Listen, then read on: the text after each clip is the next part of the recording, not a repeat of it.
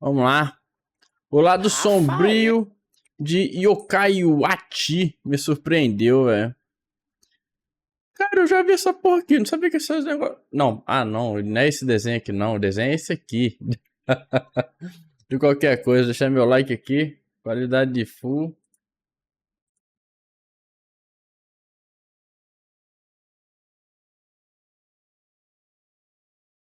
Eu achei que era o desenho desse guri aqui, mano, já tinha visto, mas é esse aqui, velho, nunca vi não, esse Yokai não. Rafael, essa é a sexta vez que você traz terror infanto-juvenil pro canal. Mas esse é diferente, é um anime feito pra crianças, mas que traz temas sérios e reflexivos, com várias mensagens importantes e... No mercado de animes infantis com monstrinhos, muitos tentaram superar o sucesso de Pokémon, mas até hoje só Yokai Watch conseguiu esse feito, apesar de ter sido uma vitória curta. Já no segundo lançamento, o Império dos Yokais, criado pela Level 5, mostrou seu potencial. Então desde 2013 tivemos 20 jogos, 6 adaptações em mangá, 3 animes totalizando mais de 300 episódios. Mas cadê Yokai Watch hoje em dia? O principal problema da franquia, especialmente em anime, era a falta de uma história recorrente para acompanhar. Os mais de 200 episódios da série original eram todos naquela fórmula de caso da semana, com às vezes até 4 segmentos por episódio, 4 historinhas isoladas que não desenvolviam ninguém, não construíam nada. Assim, então mesmo tendo muito ouro naquele meio, uma hora o público simplesmente cansou. Eis que em 2018 surgiu Yokai Watch Shadowside, o tema desse vídeo especial pro Halloween. E a ideia era fazer uma coisa diferente mesmo, para tentar resgatar aquele público que buscava uma coisa a mais nesse universo que já é bem interessante. Muito por conta da concorrência direta com Pokémon, Yokai Watch acabou tendo um mundo muito certinho, limpinho, mesmo com umas piadas inapropriadas aqui ou ali, mas que nunca tocava em assuntos delicados. Eram sempre problemas muito infantis de solução rápida a cada episódio. Shadowside já chegou metendo os 2 pés no peito disso com a frase promocional da série: tudo tem um Shadowside, esse lado oculto. As pessoas escondem segredos, a sociedade joga sujeira pra debaixo do tapete. Então o que será que os yokais escondem também? Eu acho muito corajoso da parte deles tentar inovar dessa forma, indo pro lado completamente oposto do que os fãs estavam acostumados. Vai ter crítica social, vai ter temas pesados, vai ter uma história única, que talvez até nos faça questionar os próprios mascotes da franquia. Shadowside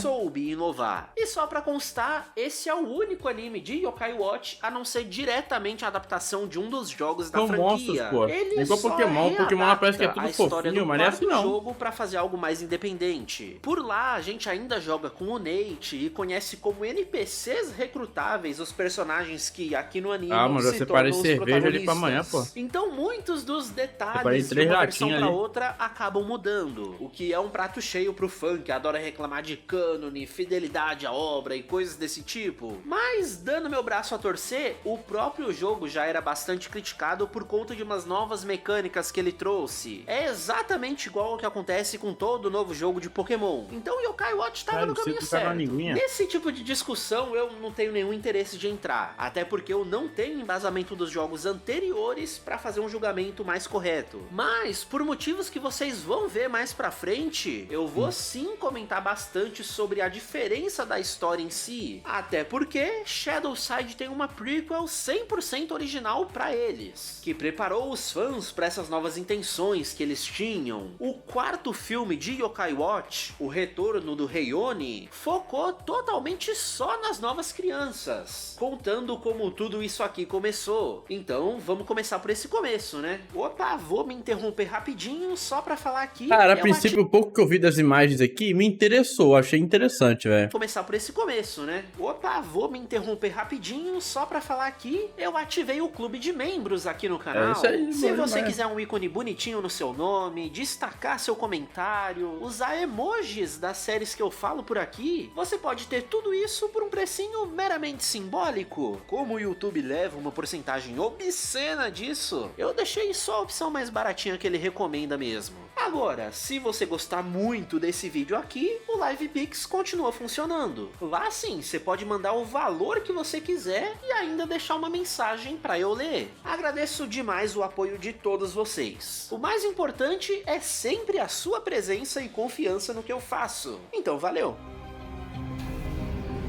Pra deixar bem claro que esse Yokai Watch é algo separado do anime original, a abertura mostra essas pinturas rupestres que contam uma lenda muito antiga. Ele falou que esse aqui é mais pesado, né? Vamos ver.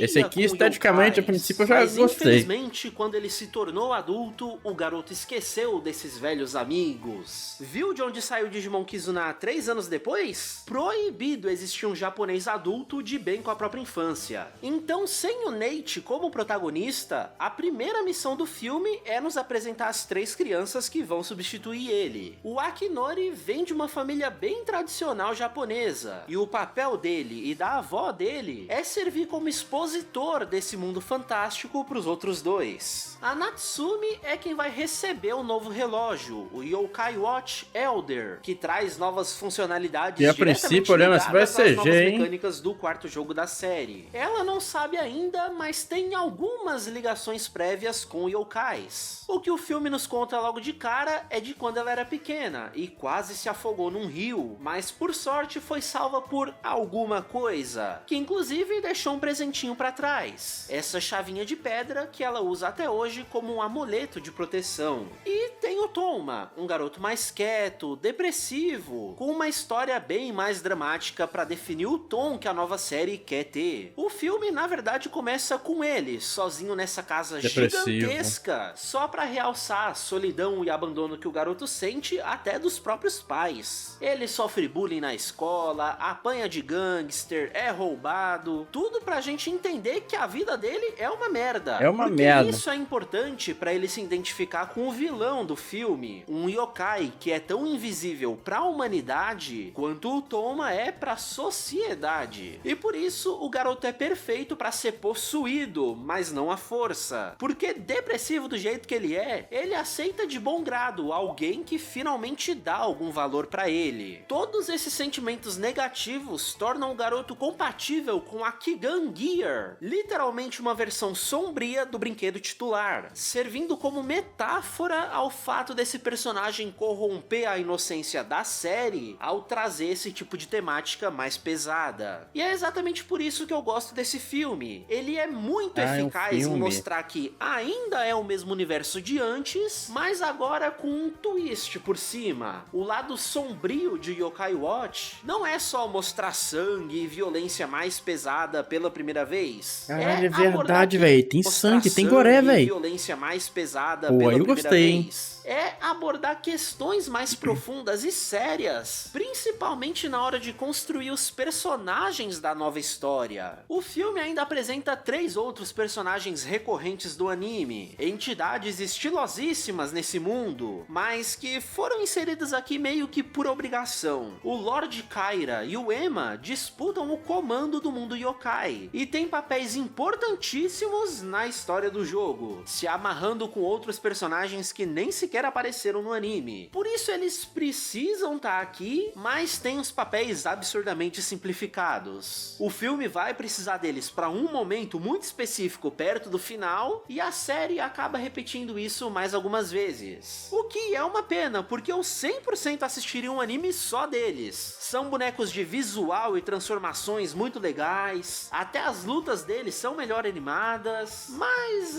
não espere muita coisa deles não. Aí entra a história do filme mesmo. Pequenos yokais estão possuindo pessoas por aí porque são como piranhas que sentem uma gota de sangue na água. No caso, sentem a maldade no coração de todo mundo. Véio. Mas elas são só o presságio de uma entidade ainda maior que vem aí. Um verdadeiro tubarão de energias negativas. Diferente do Toma, que parece ter algo especial e resiste um pouco mais, todo o resto da galera se transforma em Onis quando isso acontece. Disso tudo também vem o chamado da outra protagonista, ao ver primeiro a amiga se transformando na frente dela e depois ao chegar em casa encontrando a própria família assim também. Tem uma cena longuíssima dela fugindo, trombando com o Whisper Shadowside, que sente algo de especial nela e por isso oferece o Elder Watch. Ele dá todo o tutorial sobre o que são os yokais, pra que serve e como usar o relógio. É o basicão pro caso da audiência não fazer ideia de como a série original funcionava. Ah, bom saber. Entra a novidade então de Shadowside. Esse termo é usado para descrever novas formas pros monstrinhos da série. E a esperteza tá em dizer que isso sempre foi assim. A gente só não sabia porque só esse novo modelo do relógio pode alternar entre as formas das criaturas. A Mitsumata Nozuchi, que a Natsumi tem a infelicidade de tirar no gacha, é um boss clássico enfrentado desde o primeiríssimo jogo. E por isso é dito ser um yokai que já estava no Shadowside. Então pode ser reinvocado no Light Side como um homem musculoso de alívio cômico. O Michi, que adora usar termos lá do videogame e explicar como essas coisas vão funcionar no contexto do anime. De maneira muito sutil, a gente acaba vendo literalmente esses mesmos dois lados na hora de representar as mudanças pelas quais Yokai Watch tá passando. A Natsumi traz essa coisa mais tradicional, mais leve, com o humor e os brinquedos de sempre, enquanto o Toma traz o plot mais sério, o lado sombrio que o Yokai Watch aprendeu a despertar só agora. Não pode ficar botando muito clipe, né, velho? Por causa direito autoral.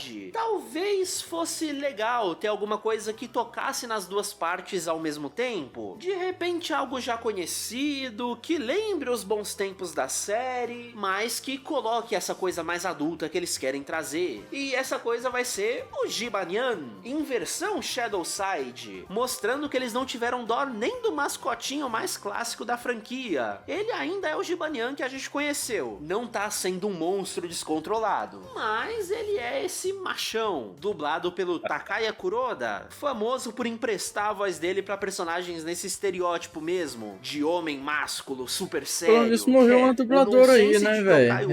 Esses dias aí vazou um pouquinho pro Shadowside. Então, quando essas duas metades se cruzam, a gente finalmente constrói o que Shadowside vai ser de verdade. A Natsumi se recusa a aceitar que outra criança, um amigo dela desde a infância, esteja causando todos esses problemas. Do outro lado, o Toma nem sabia que ela considerava ele um amigo, e só por esse microsegundo de dúvida, a entidade possuindo o corpo dele já perde o interesse, começando a matar o garoto lentamente por já não ver mais serventia nele. Aí tome um crossover que eu não lembrava que acontecia nesse filme. A avó do Akinori menciona um especialista em resolver problemas entre yokais e humanos, um tal de Kitaro da Floresta, que se você ainda não sacou quem é, recomendo meu vídeo sobre Gegege no Kitaro. Simplesmente a maior referência quando se fala sobre adaptações de contos yokais para esse público infanto-juvenil. A solução do especialista é colocar alguém próximo do... Mas deixa eu pausar aqui, senão eu vou conseguir concentrar aqui. Tentei dar uma pesquisada no Google aqui, mas tá pegando notícia antiga. Vou só dar uma olhada rápida aqui no... Eu não lembro onde foi que eu vi, mano. Vou dar uma olhada no Anime-se, que é uma página que eu sigo. Ver se... Deixa eu fazer uma pesquisa rápida aqui.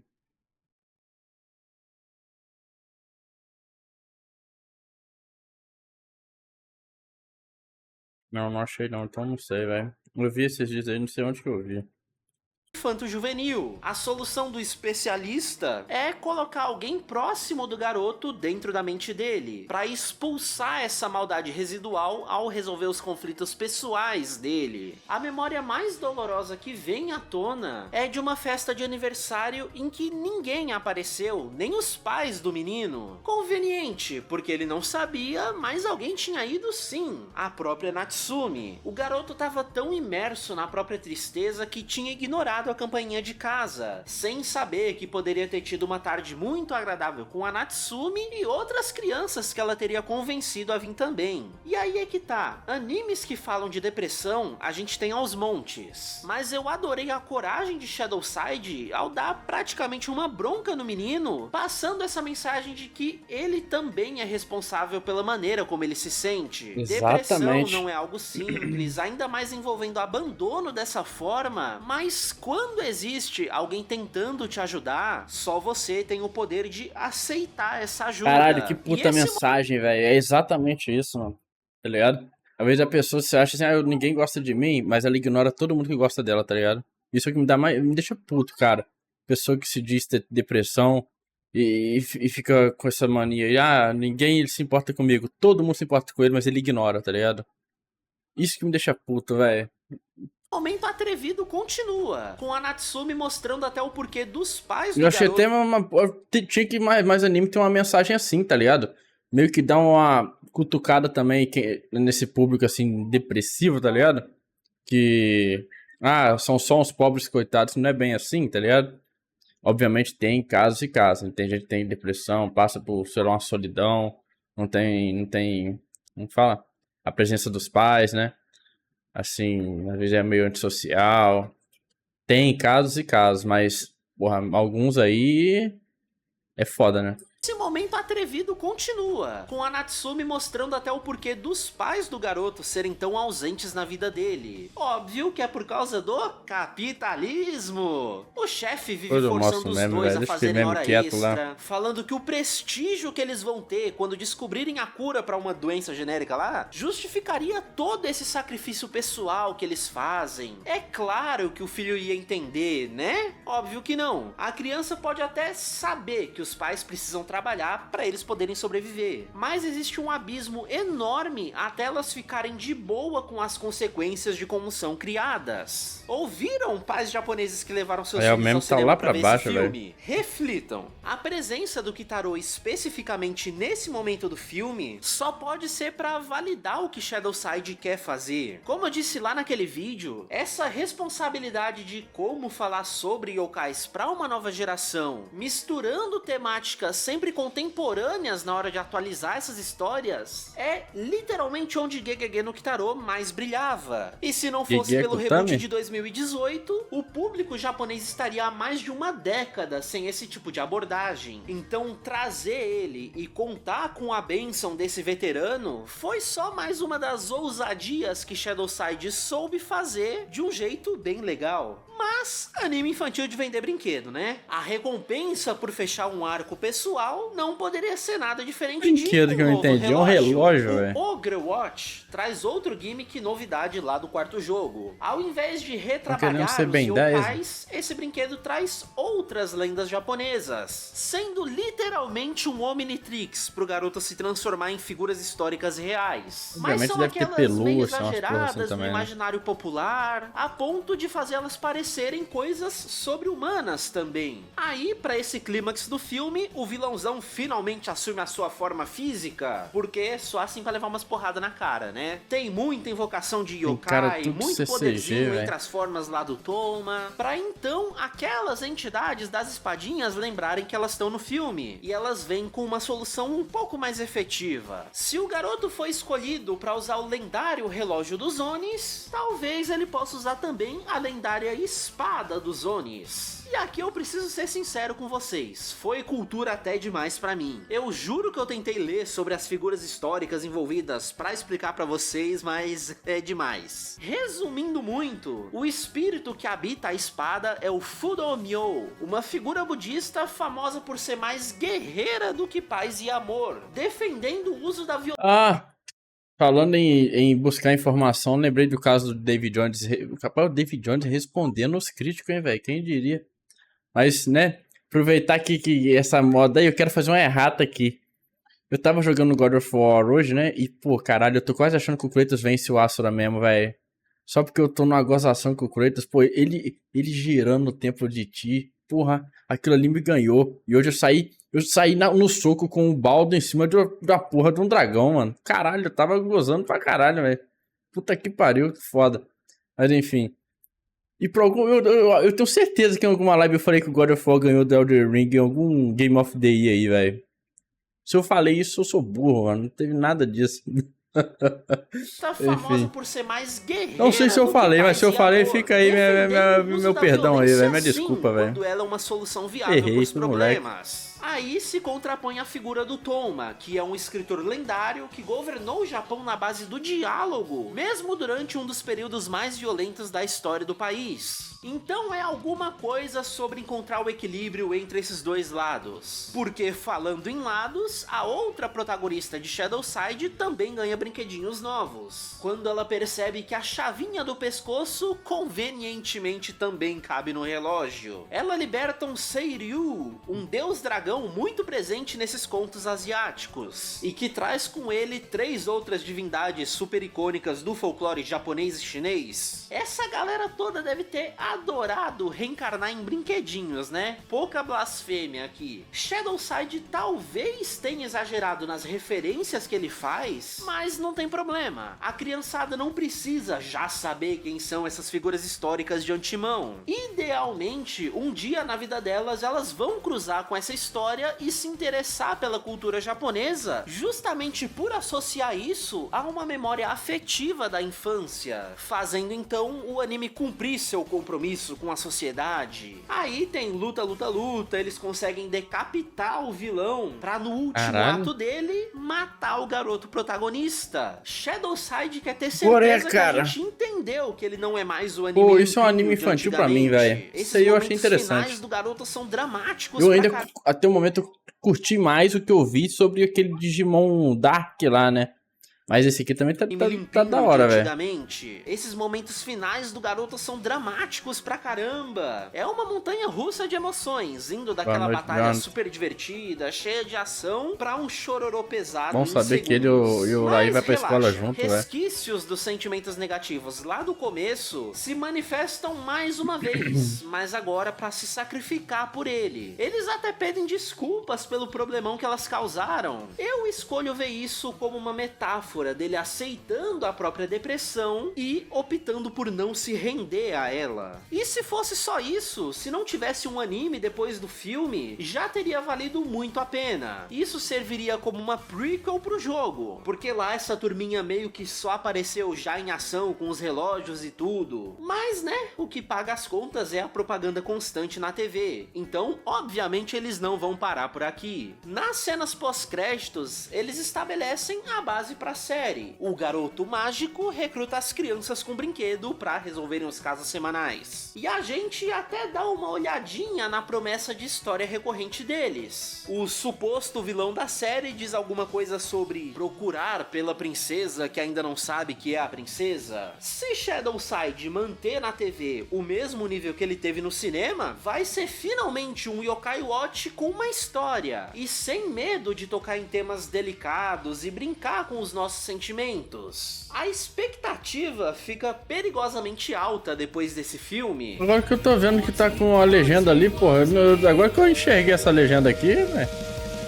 O anime manter como fórmula principal esses casos semanais, obviamente terá seus altos e baixos. Mas sejamos positivos, os altos de Shadowside são realmente altos. Apesar de bem repetitiva, a estrutura desses episódios tem um detalhezinho que eu achei genial. Eles sempre começam com uma introdução isolada do resto, usando esse estilo visual diferenciado, para criar essa ambientação bem de terror mesmo. E depois do ataque da criatura, a vovó vem com aquelas pinturas para dar nome ao yokai da semana. A esperteza tá em usar esses visuais diferentes não só nesse começo, mas também em outros momentos do episódio, quando é interessante separar o que é real do que é só um rumor, ou então alguém recontando a lenda, o relato de uma testemunha. Tudo isso ajuda a passar aquela ideia de que talvez esses contos folclóricos sejam exagerados um pouquinho. E aí, quando a gente encara a criatura com os nossos próprios olhos, ela vem no visual padrão para confirmar o que quer que seja. O primeiro episódio é tão bom em entregar todas as intenções que essa série tem, que é quase uma propaganda propaganda enganosa da qualidade média do que vem depois. O cliente da semana é o irmão da Natsumi, o Keisuke, que vai se tornar um personagem recorrente da trama para representar a audiência que não viu o filme e precisa ser apresentada a tudo. Shadowside já começa mostrando que não vai ter freios morais na hora de contar essas histórias, colocando como primeiro yokai um Banchou fantasma que tá punindo bullies e criminosos. Por isso a turma discute se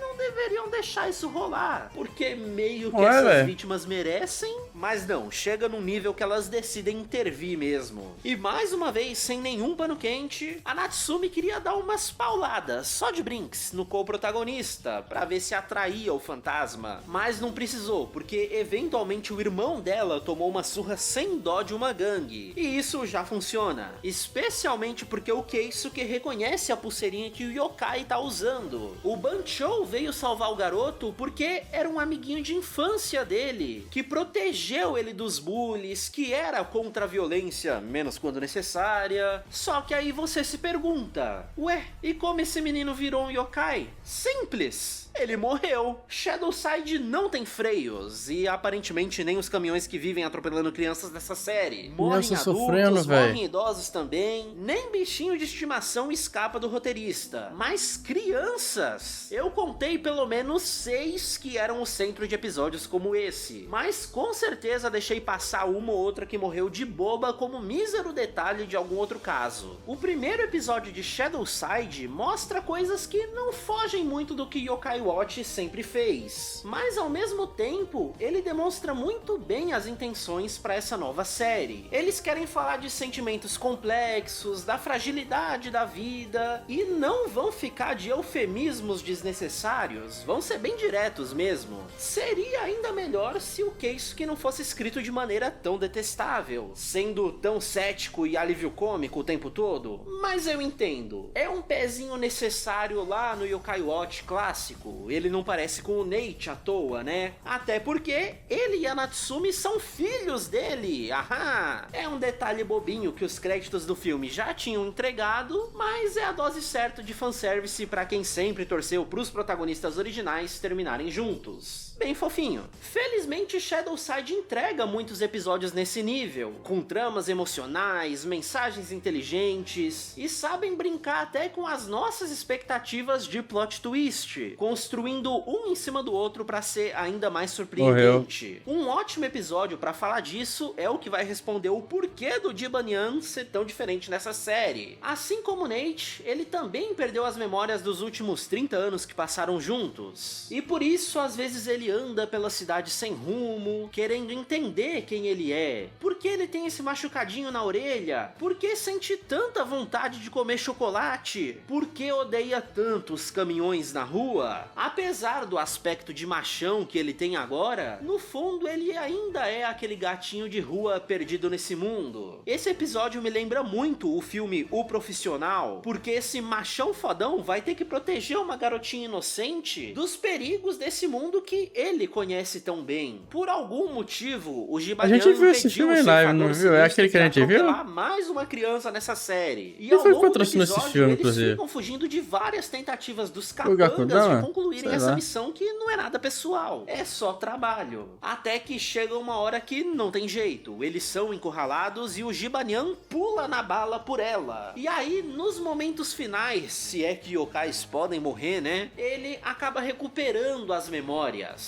Em algum momento do passado, ele era só um gatinho de estimação de uma garotinha muito parecida com a desse episódio, mas ele foi atropelado por um caminhão, se transformando nesse yokai do tipo gato. E sim, pra quem assistiu a série original, o episódio 25 já tinha mencionado essa origem do Jibanyan, sendo a única vez em que o Yokai Watch clássico dedicou 20 minutos pra uma história só. Shadowside decidiu elevar isso ao novo patamar, né? Concluindo realmente. Mas isso aí, isso aí é um fato tão grande que, pô, Isekai é o gênero, acho que é o maior gênero atualmente, né, velho? É o mais popular e não é à toa, né? Tanto caminhão que passa aí, atropelando gente. Tudo que o Jibanyan sempre quis, mesmo agora nessa forma de homenzão bizarro, era se reencontrar com a dona original dele, mesmo antes do Nate, e poder brincar com ela de novo. Shadowside é tão fofo quando ele quer ser fofo, e é também engraçado quando ele quer ser engraçado. Os vilões percebem que cometeram um erro, era pra matar uma senhora de 133 anos, e não uma garota cujo nome japonês pode ser pronunciado da mesma maneira que o número. Aí o Jibanyan levanta puto da vida. Pô, vocês estão estragando o momento que ele finalmente teve pra desenvolver uma história.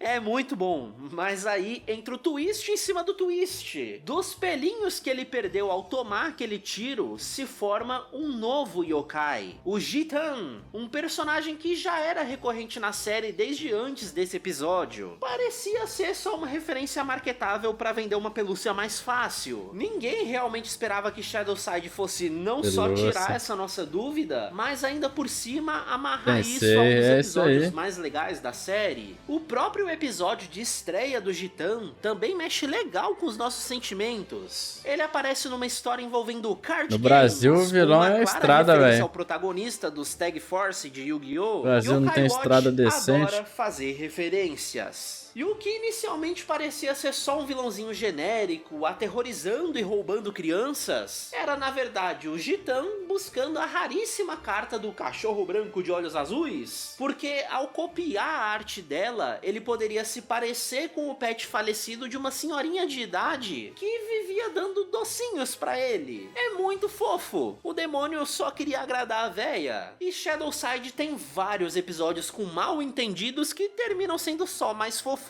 Tem uma Kitsune que se manifestava pra crianças jogando tabuleiro vitimizados, e possuía assim, os corpos nem todo delas demônio é ruim. pra visitar a loja de uma outra idosa que ele não queria deixar falir. Anime infantil tem que ensinar que demônio é demônio, velho. Temos a clássica dupla Komainu e Komajiro aparecendo por aqui, sendo novas reencarnações de um cachorro e um sapo que viviam brincando juntos. E aí, mesmo depois de uma morte trágica, eles deram um jeitinho de se reencontrar. Também tem Eu demônio adoro bom, esses yokais que são só pedaços de alga usando roupinha. E no episódio em que eles apareceram de novo, a menina do grupo queria muito aprender a vou nem falar balé, do Dante do mas Virgil, ela tinha mano. medo dessa aparência dela, assustada, próprio pai deles que mesmo. ela ficava admirando. No final dá tudo certo, as duas viram melhores amigas até a morte, que acontece tipo uma semana depois. Esse aqui foi só maldade de Shadowside, não precisava, partiu meu coração. Um outro que eu preciso mencionar é o da Kuchisake Onna, um dos yokais mais clássicos do Japão. Mas ao invés de ter só a boca... Assim, eu vou comprar... Eu aprovo porque é yokai, né?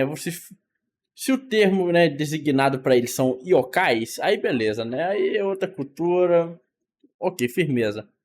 Agora, se são demônios, aí não dá. Aí demônio é demônio. Rasgada, aqui ela vai ter o rosto inteiro. Porque ela é, na verdade, uma planta carnívora cheia de ódio que acabou assumindo a forma desse yokai. O plot do episódio é que a funcionária da loja de flores odiava trabalhar. Literalmente eu. É um saco ter que acordar cedo, ter que lidar com cliente mal educado. Tô falando disso, botei a Double Basa Coach nas minhas plantinhas hoje, velho.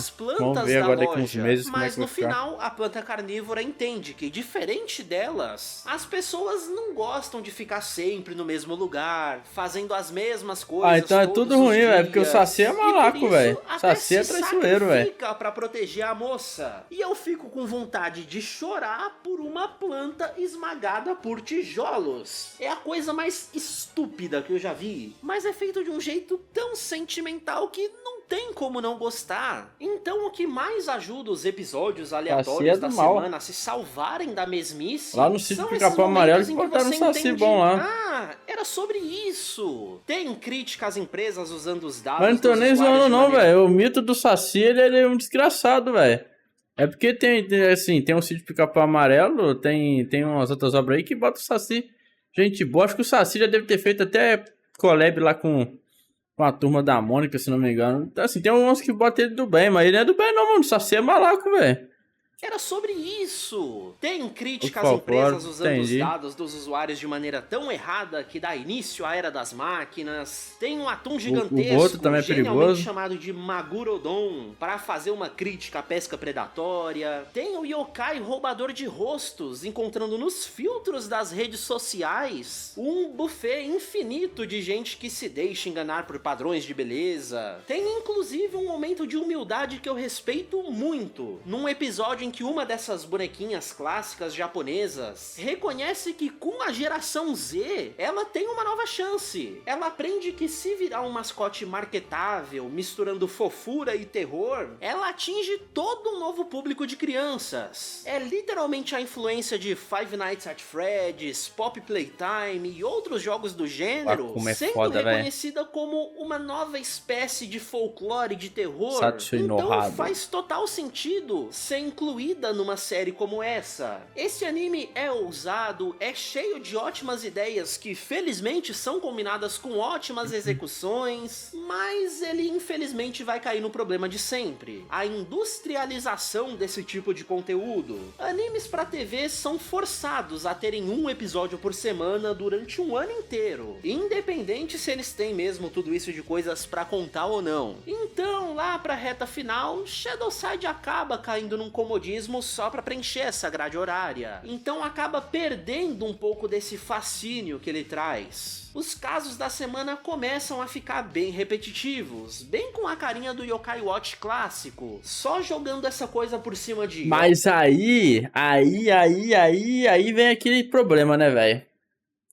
Só o cara que assiste Filler vai identificar esses problemas, né, velho? Porque o cara que pula Filler, o cara vai dar 10, mano. Agora o cara que assiste Filler vai dar, sei lá, um 7, tá ligado? Ou ao contrário, né? Às vezes, como eu falei, existem fillers que servem de desenvolvimento. Existem fillers bons, né? Então, às vezes, o cara que pula filler vai achar, pô, o personagem não foi desenvolvido. Vou dar um 7. Aí o cara que assistiu o filler de desenvolvimento do personagem vai dar um 10, tá ligado? Morte, sangue, temas pesados. Mas meio que é isso mesmo. Eu atribuo a queda da qualidade média da série mais ao fato dela ser forçada a ser tão longa e não necessariamente porque Shadowside não sabe contar suas histórias. Uma pessoa que caia de paraquedas no 7º episódio com idosos pode aproveitar ele tanto quanto eu aproveitei o primeiro. Então deixemos essa parte do anime de lado e vamos ao que realmente interessa, a tal da história de verdade que eles prometeram trazer para se diferenciar do que vinha antes.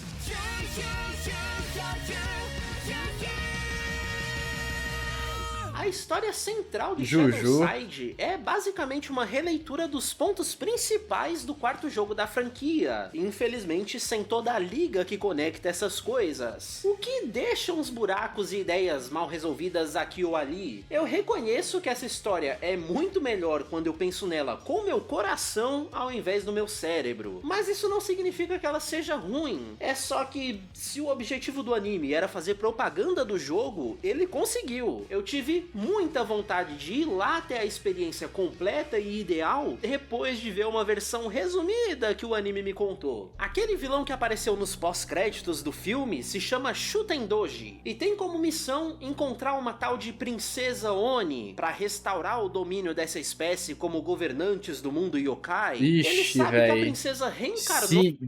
Shikimetsu no Yaiba é japonesa e trata os Oni como demônio, então já refutou vocês, né? Essa é a verdade. Nessa era, por causa de uma cerejeira gigantesca no mundo deles, que agora tá florindo novamente. Todos os episódios fillerzinhos se conectam um pouco com a história central, já que todos os yokais descontrolados que apareciam eram por causa de um dos servos desse vilão, que atirava seus dardos malignos pra alguma coisa acontecer, sei lá. Esse é um dos pontos que eventualmente são esquecidos por essa adaptação inspiração pra resumir ainda mais a história. Acho que se acertasse nela, ela despertaria na hora, ou então criar perigos ao redor dela aceleraria essa manifestação. Lá pelo episódio 13, o Shutendoji percebe que seria mais rápido só reunir as 5 espadas sagradas do mundo yokai. Ele leu isso em algum lugar. Uma delas a gente já conhece, é a espada que o Toma ganhou no filme. Outra delas tá com o Douketsu, o servo mais leal ao Shutendoji. Então o cerne da história é essa disputa pra ver qual dos dois lados pega as outras 3 primeiro. Por isso a gente vê de novo aqueles personagens bonitos que eu fiquei babando antes. O Imperador Kaira é o atual governante do mundo yokai, já que o Ema decidiu viajar pelo mundo investigando a história das espadas. Como eu disse, todo esse side plot deles é bem reduzido se comparado aos jogos, então eles só aparecem mesmo pra falar: ó, achei a espada, criançada, vai lá pegar. A terceira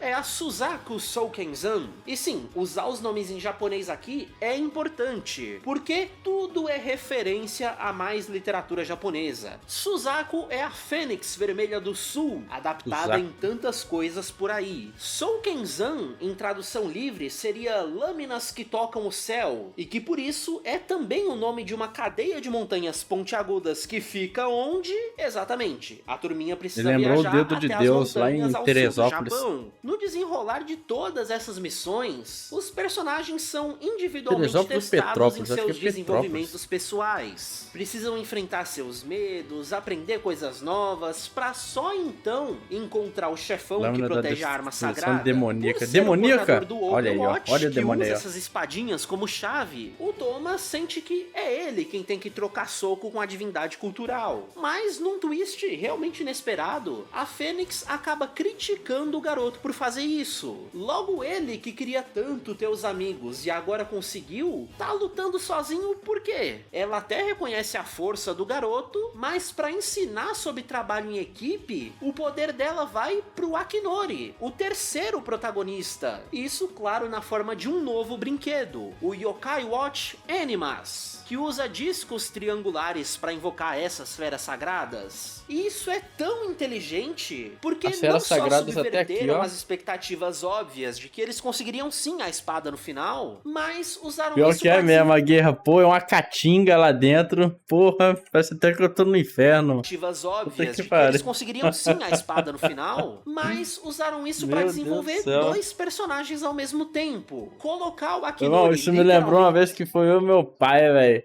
Nós fomos lá pra Guarapari e era aqueles ônibus que tinha banheiro, tá ligado? E tava com problema na porta que não dava pra fechar a porta e tava todo mijado, tá ligado? Todo sujo. Uma caatinga, um fedor de mijo, velho. Daqui até Guarapari. Puta que pariu, mano. Foi uma tortura, mano.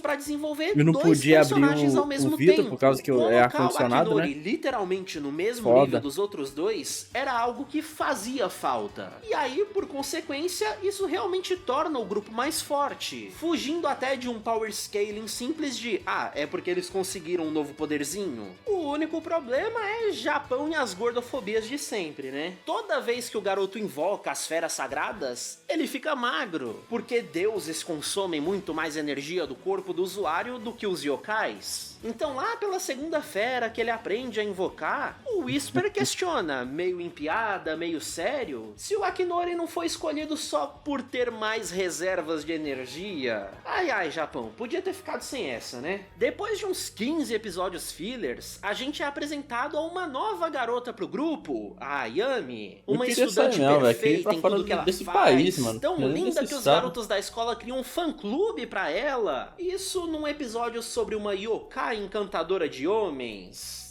Aposto que é só coincidência. E sim, era só coincidência. O papel da garota é ficar deixando essa dúvida no ar de quem é ela. Porque os galhos da cerejeira da princesa reagem ao corpo dela? É tudo um grande bait que até o Shutendoji cai, sendo reescrito como o personagem mais merda do anime, virando o gado da Ayami, alívio cômico puro, só por também achar que ela é a princesa disfarçada. Na verdade, a garota tá possuída pela Joroguchi Jorogumo, que trouxe até uma nova abertura pra série, spoilando a identidade secreta dela 3 episódios antes da hora. Nesse ponto do anime, a história já tava divergindo consideravelmente dos jogos. A Jorogumo também aparece por lá, até é um boss bem difícil de derrotar, mas é só um boss no meio do jogo, não é a grande mente maligna por trás de tudo como o anime ameaçou colocar. E como nova vilã secreta, ela ficou manipulando o Shutendoji pra causar os conflitos semanais, sempre em busca de homens bonitos, porque só um homem muito bonito recuperaria completamente as forças dela pra se libertar de novo. Eventualmente isso rola, e a luta dela é difícil pra caramba. Nem mesmo o Fudomyo, que sempre foi o as do Doma, conseguiu vencer. Ele é inclusive nerfado pelo resto do anime. Mais uma vez eu sou forçado a me contentar com um boneco de visual legal que eu compraria e não faz nada daqui pra frente. Então a única coisa que poderia derrotar a poderosa Jorogumo é a quarta espada. A Genbu Hotenfu, como o nome cheio de referências deve indicar, é na verdade um machado, pertencente à tartaruga sagrada do norte. Essa é a fera mais imbatível dentre todas, tanto que as crianças não passam no desafio dela. Mas aí, resgatando a genialidade que já vinha se perdendo, Shadowside coloca as crianças pra enganar Deus. Elas mandam um: se teu machado é o pica mesmo, quero ver se corta as teias da Jorogumo lá. Aí Deus aceita virar um brinquedinho colecionável pra criançada testar. Eu gosto de como, pelo menos nos momentos mais centrais da trama, o anime volta a ser aquilo que eu elogiei antes. Tem um roteiro inteligente, com twists interessantes, que desenvolvem os personagens de uma maneira corajosa. Ensinar pra criançada sobre situações em que mentiras podem ser necessárias é algo que poucos animes infantis se arriscam a fazer. E funciona, né? 10 episódios enrolando pra Dona Aranha aparecer pra vir uma chuva forte e a derrubar. A quantidade de porrada que o Shutendoji desce nela por ter sido enganado também ajudou um pouquinho, certamente. E aqui surge um problema. O suposto vilão original do anime foi tão rebaixado pela Jorogumo que não dá mais pra colocar ele como antagonista. O que, tudo bem, até o final do jogo ele se alia aos heróis mesmo. Mas o anime precisa de algo pra dar mais uns 10 fillers até essa reta final chegar. Então, um tal de Soranaki Vírus surge pra fazer essencialmente o mesmo que o vilão do filme. Vai infectar pessoas e yokais, aumentando a maldade dentro delas pra,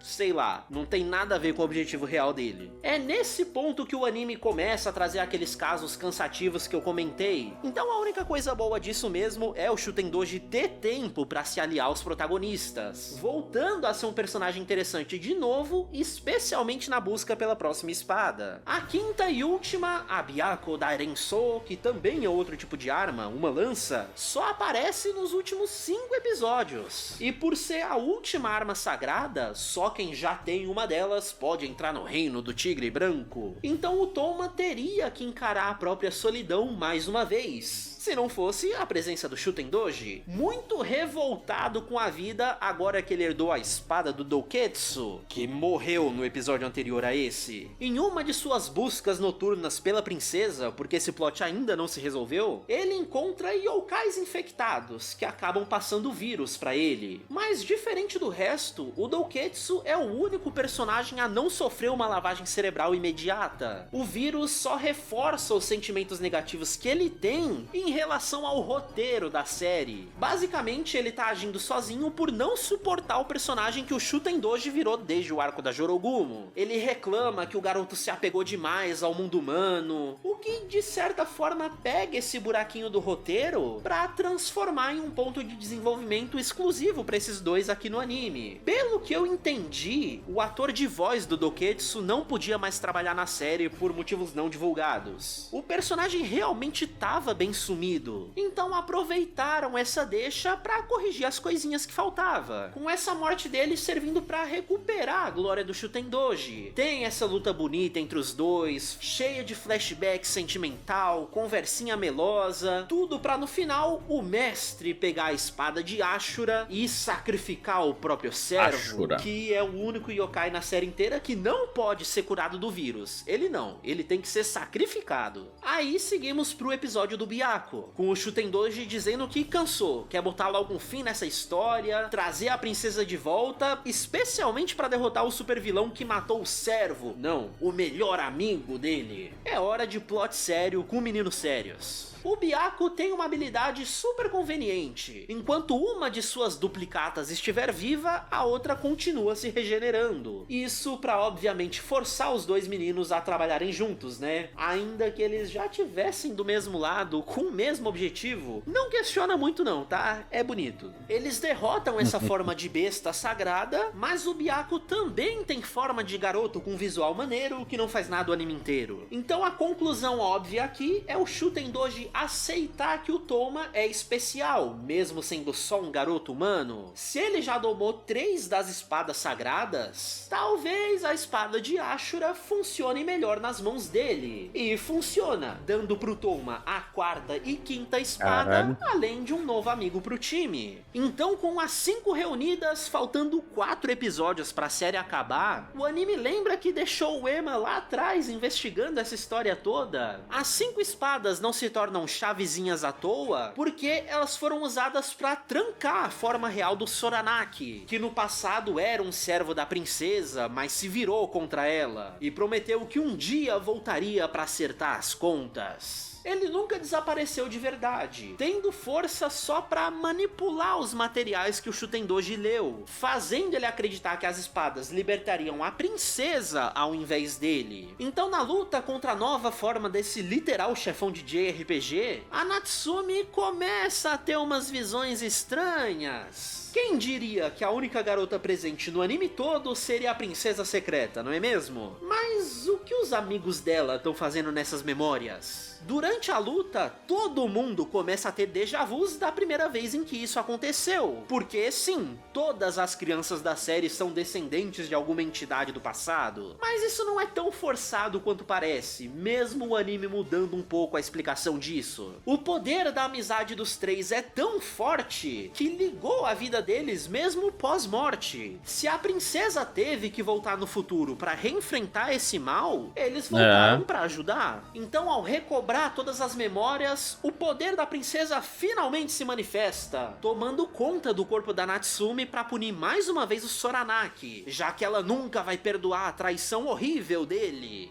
E agora que ela tem esse novo poder, o relógio deixa a Natsumi pra ficar com o Keisuke mesmo. Mas quem liga? Nem a série gosta do menino, falando que, claro, você também é reencarnado, pô. Você era um importantíssimo cachorrinho da princesa. Só que, peraí, por que o vilão teria tanto trabalho pra reencarnar, sabendo que a princesa viria atrás dele? E por que ele intencionalmente atacou os amigos também, se ele já sabia que todo mundo tinha uma identidade secreta? Porque, eu sou descendente de Shiva, velho.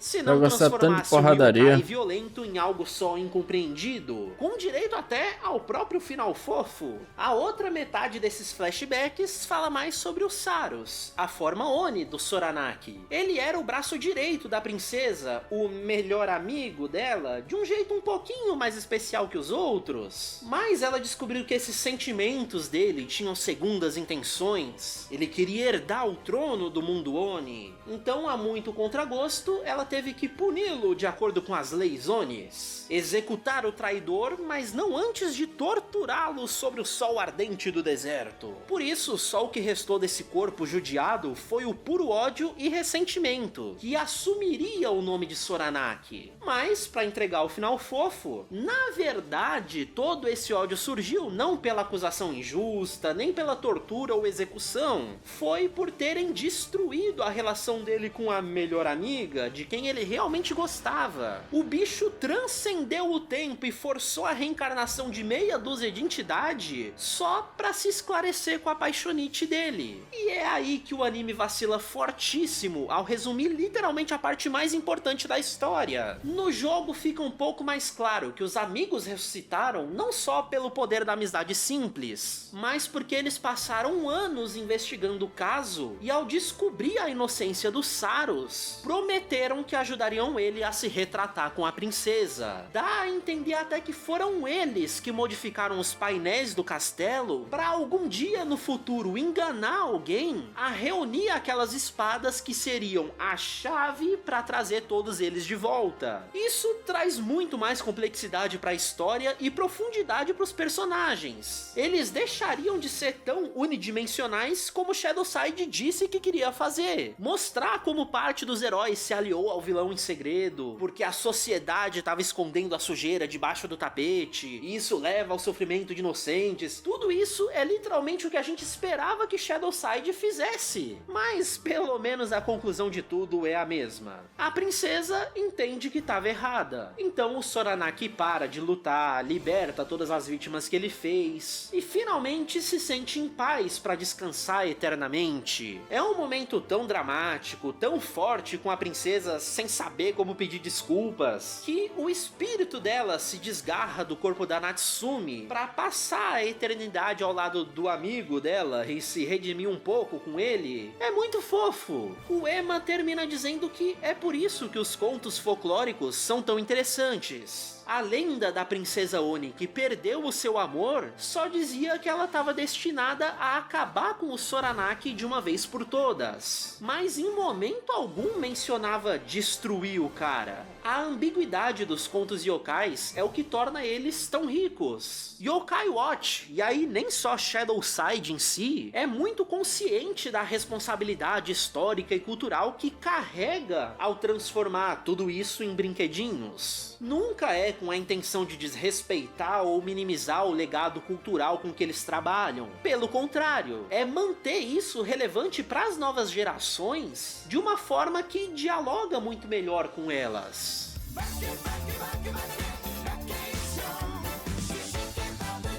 O anime termina em aberto, mostrando que as crianças continuarão... Eu não achei muito Pokémon só que de yokai não, velho. Achei que o anime tem sua identidade própria, mano. Sei lá, eu acho que é bem diferente, velho. Sei lá.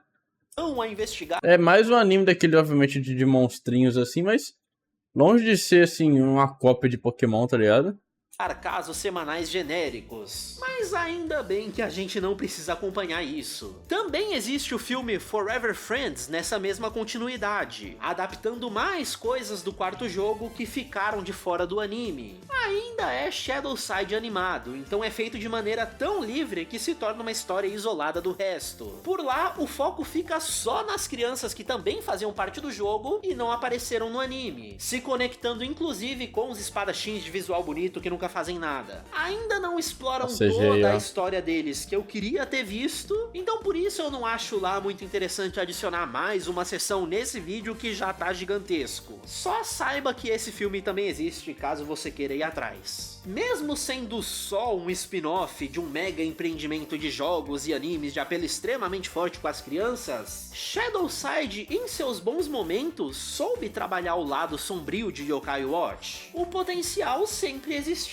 Afinal, esses contos folclóricos são tidos como histórias de terror pelo impacto que elas podem causar com as mensagens fortes que elas ensinam. O anime clássico só caía demais pro lado ultra marketável na hora de adaptar tudo isso. Em Shadowside eu não sei se rolou uma má recepção do público, se os pais reclamaram muito em relação à parte mais séria da coisa, ou se foi só os roteiristas se perdendo na hora de escolher o que ia ser igual ou não ao jogo. São muitas questões em relação a essa produção e literalmente nenhuma resposta, porque Shadowside terminou rapidinho e o projeto já foi engavetado, sendo substituído por um novo anime que seguia a fórmula exatamente igual ao que já estava garantido. A Level 5 provavelmente não vai se arriscar dessa forma de novo tão cedo, o que é uma pena, porque Shadowside é exatamente o tipo de coisa que eu gosto. A série pode não eu achei interessante também, velho. Os objetivos mais ambiciosos dela, mas eu respeito a ousadia e coragem que eles tiveram do começo ao fim. O lado sombrio de verdade nisso tudo é que eu não resisto a esse modelo de série infantil cheia de quinquilharias e vou gostar e defender esse tipo de palhaçada, aconteça o que acontecer.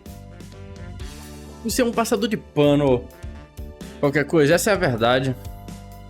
Olha o pano aqui, ó. Tá até sujo o microfone. Enfim, muito bom, velho. Bom vídeo aí do qualquer coisa sobre o Yokai Watch. Não conhecia essa série aí. Achei interessante essa que ele apresentou, né? Os outros devem ser mais... Aí os outros pouco me interessam, né? Eu já até imagino. Se vocês são bem mais infantis que isso aqui, pelo amor de Deus. Enfim, esse aqui eu achei legal, achei legal. Acho que funciona pra adulto também. Tem uma adultização aqui interessante. Mas curtiu. O quê? Ah, não, achei interessante também. Mas eu, qualquer coisa, acho tudo interessante, né? O homem é um cavalo forte.